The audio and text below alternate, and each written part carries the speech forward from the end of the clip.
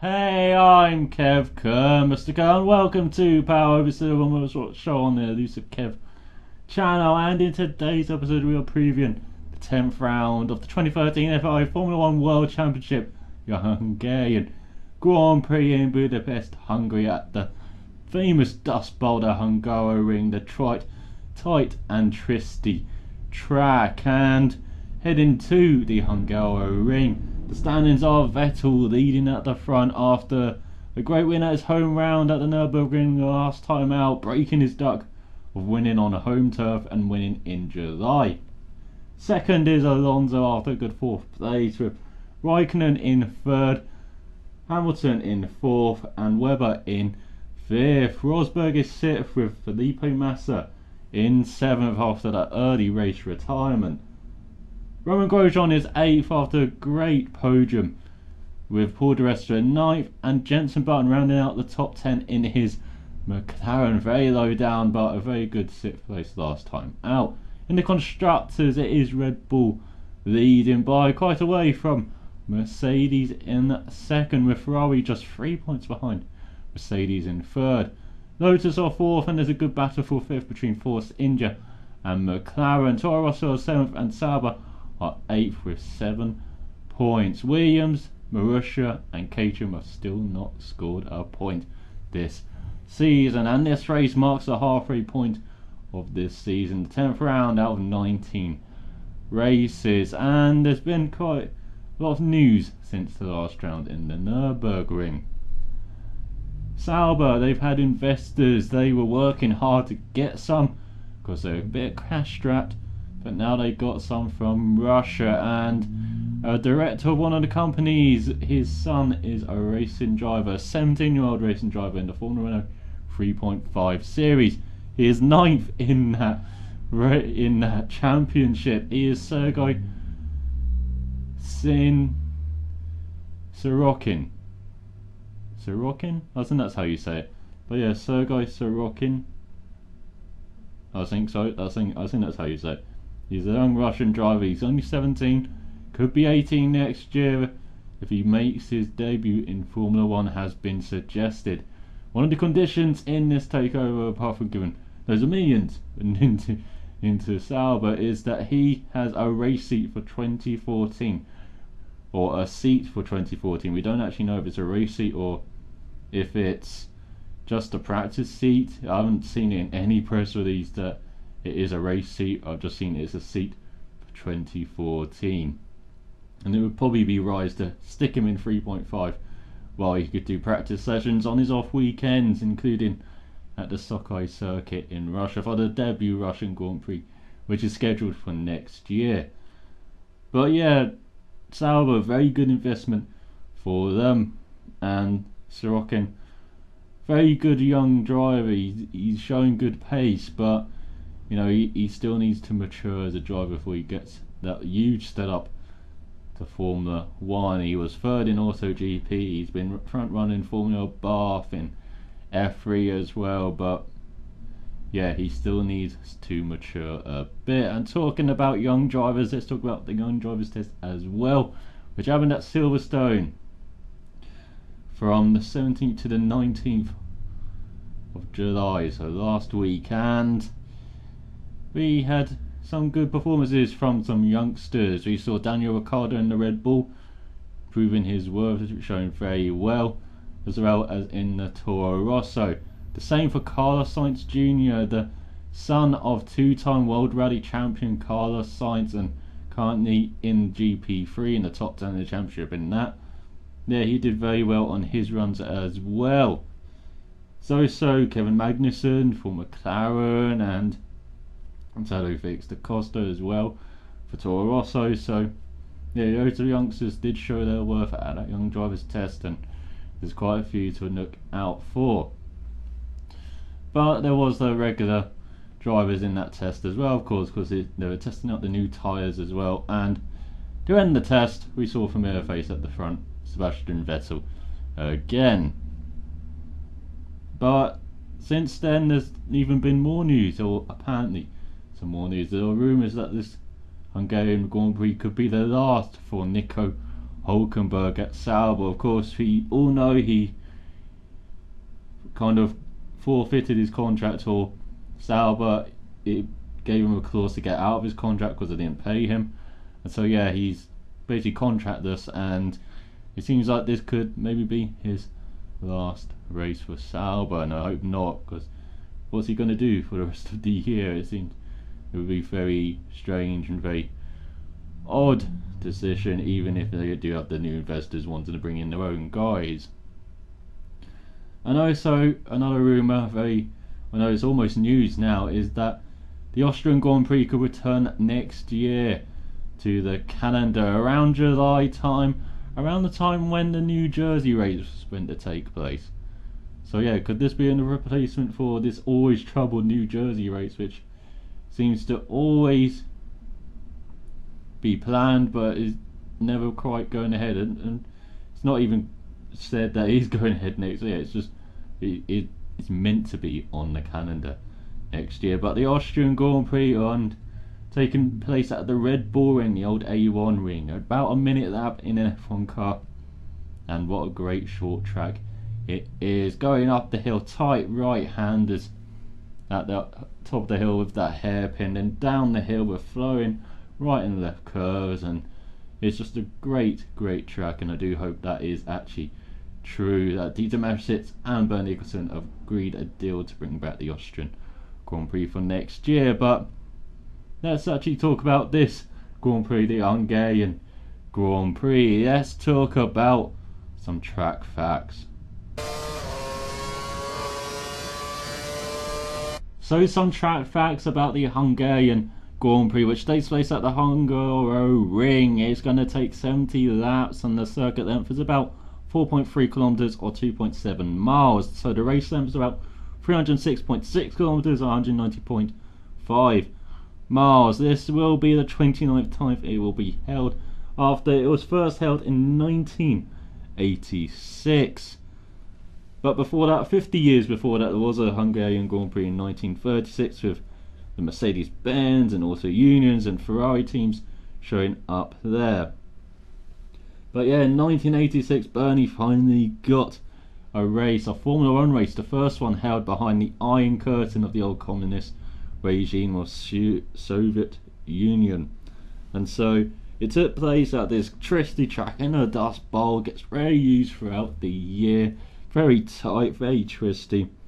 You know, it's been compared to, it's been said it's Monaco without the barriers so close. But yeah, the Hungarian Grand Prix, actually it stayed a dry race for quite a long time until that crazy 2006 race, which saw the first win for Jenson Button in his Honda. We also saw first Grand Prix wins for Damon Hill in '93, Fernando Alonso in 2003, Heikki Kovalainen in 2008 as well, who was also the 100th Grand Prix winner. Heikki Kovalainen is McLaren, after Felipe Massa, who led that race for so long, his engine going near the end of that race. Also, we also saw Damon Hill come so close to get Arrow's first win here in 1997 before hydraulics problem, and it meant the throttle couldn't work properly, and he got overtaken by Jack Villeneuve on the grass on the last lap.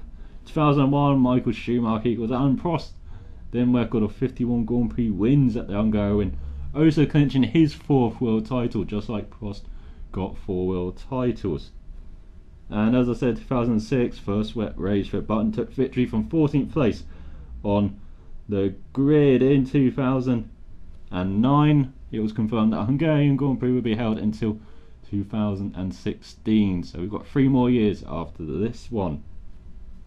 And there's been minor modifications to this 13-turn circuit since its debut. From 1986 to 1988, there was a chicane after turn 3, and then it got taken out because it was a bit too slow, the track then.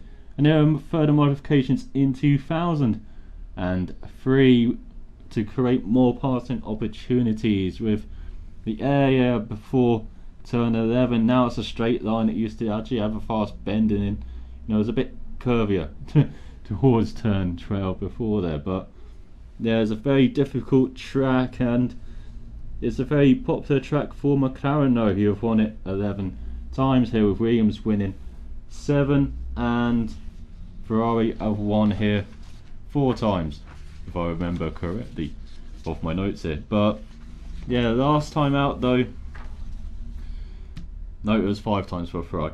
Yeah, but last time out though, it was last year, it was Lewis Hamilton who won this race from Kimi Raikkonen and Roman Grosjean, and Sebastian Vettel had the fastest lap of the race. Hamilton also got pole last year as well, and he's one of the most popular winners around here as well, with 3 wins, just behind Michael Schumacher, who has 4. He shares 3 wins with Ayrton Senna and 2 wins with Nelson Piquet, Damon Hill, Jack Villeneuve, Mick Hakkinen and Jenson Button. And in recent years this race has been dominated by McLaren.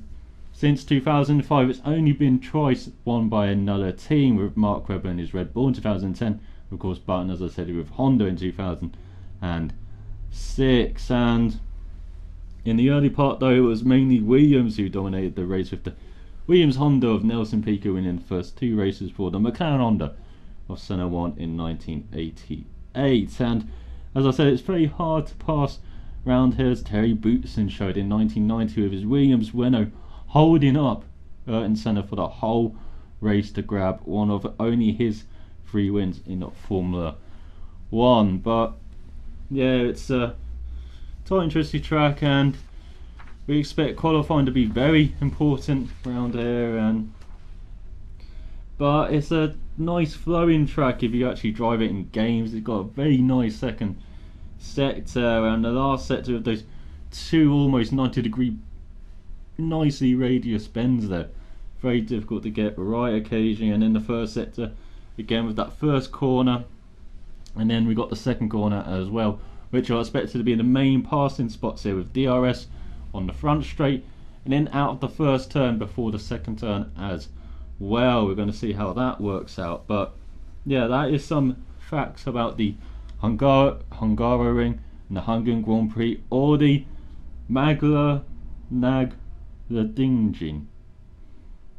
I said that totally wrong, didn't I? But yeah, that is some track facts about the Hungarian Grand Prix. Let's do some predictions now. So predictions for the Hungarian Grand Prix. Let's go from the back to the front. So Marussia and Caterham, we are going to do better. Well, it looks like Caterham on recent form especially look much better. But let's mostly with the aero tracks that we've had in like Silverstone and Nürburgring, you know, quite reliant on aero as well. Maybe the Marussia can get a bit closer here on this more mechanical track in Hungary, or more mechanical grip track in Hungary, with not many fast bends. There are a couple, especially in that middle sector, but yeah, mostly, you know, heavy braking, making sure you get round those corners. And yeah, that should be an interesting battle. I think much more interesting than the last few rounds.